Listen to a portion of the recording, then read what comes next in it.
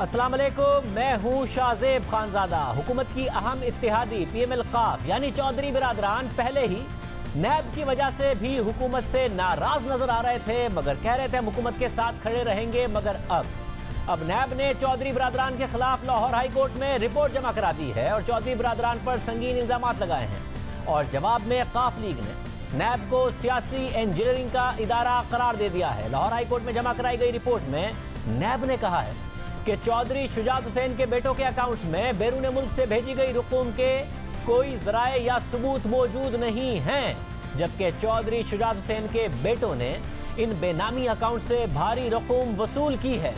नैब के मुताबिक साल 2004 से चौधरी शुजात हुसैन के बेटों के अकाउंट्स में बैरून मुल्क से 58 करोड़ से जायद की रकम मुंतकिल हुई।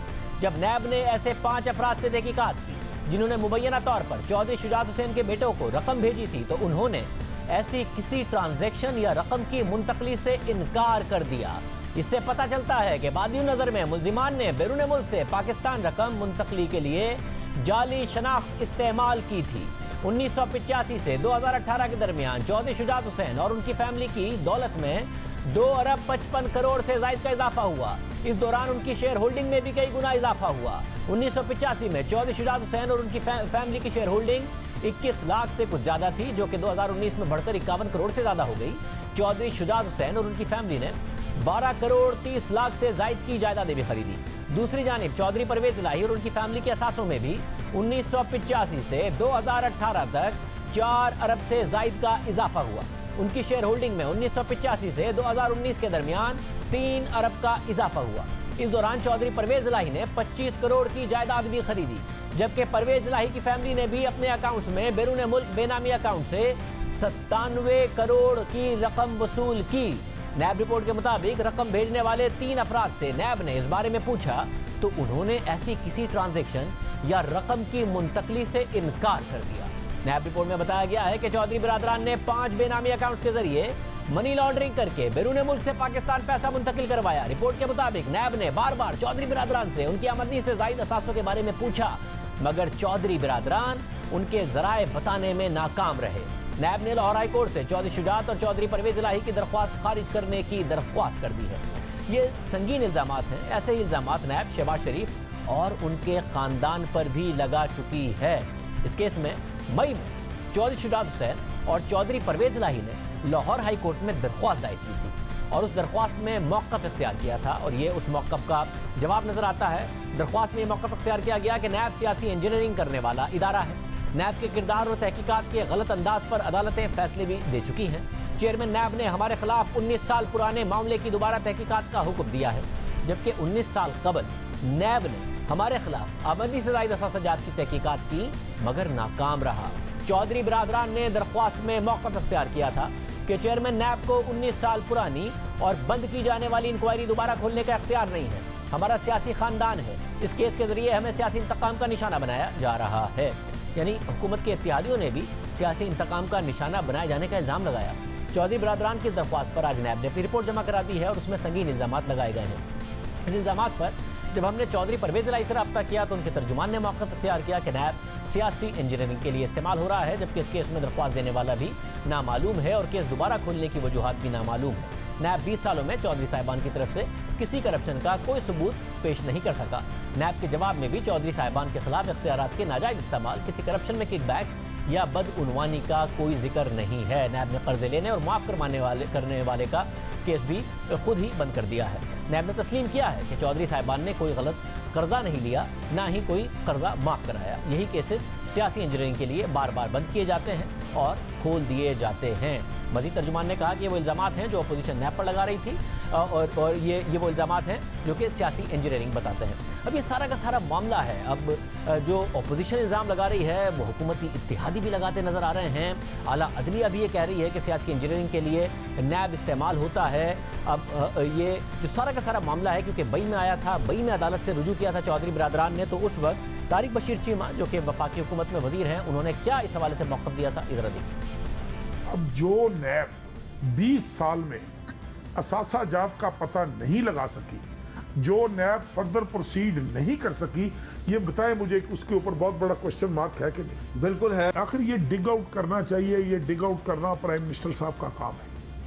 उनको डिग आउट करना चाहिए कि नैब इस तरह की हरकतें क्यों कर रहा है। तो आप प्राइम मिनिस्टर से बात क्यों नहीं करते? हम जरूर करेंगे, एक इत्तेहादी होने के नाते मैं कोशिश करूंगा कि मैं सुबह ही उनकी खिदमत में गोश गुजार करूं कि जनाब ये क्या हो रहा है, क्योंकि हम तो उन लोगों में से हैं कि अगर प्राइम मिनिस्टर आपको कह देंगे कि नैब एक इंडिपेंडेंट इदारा है, फिर क्या कहेंगे आप? फिर इंडिपेंडेंट इदारा है ना, तो फिर इंडिपेंडेंट इदारे के खिलाफ तो अब हमारे पास कोई और रास्ता है कि हम अदालत आलिया का दरवाजा खटखटाएं।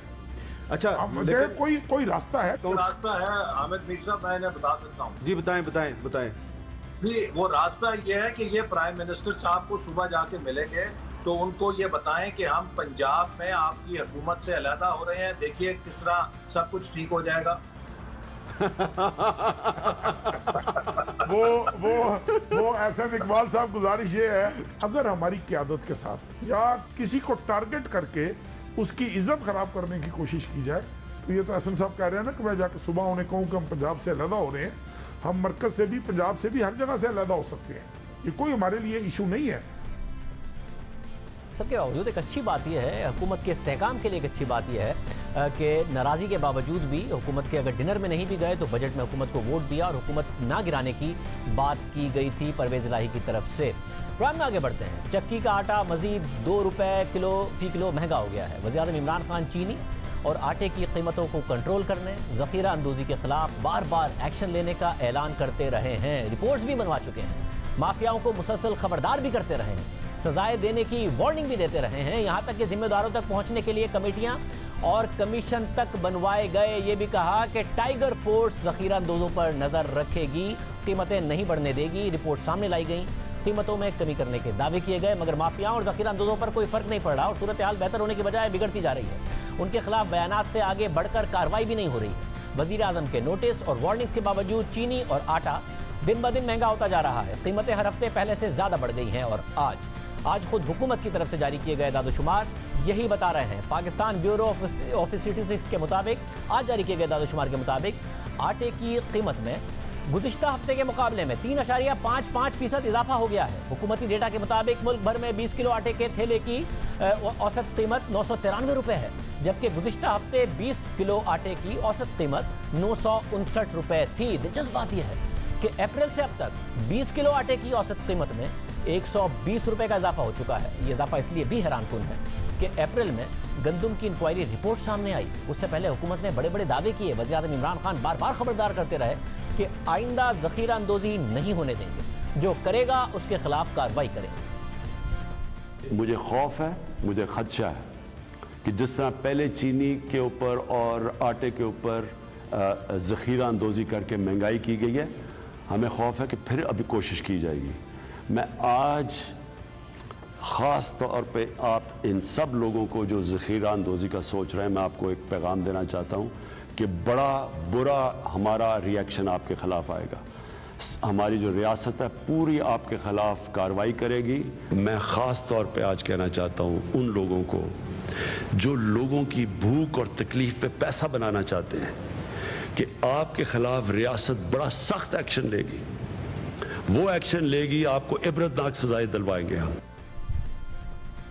वज़ीर-ए-आज़म ये दावे कर रहे थे, वार्निंग दे रहे थे, तो 20 किलो आटे की कीमत 873 रुपये थी और आज 993 रुपये है खुद हुकूमती दादोशुमार के मुताबिक, मगर कोई कार्रवाई नहीं हुई।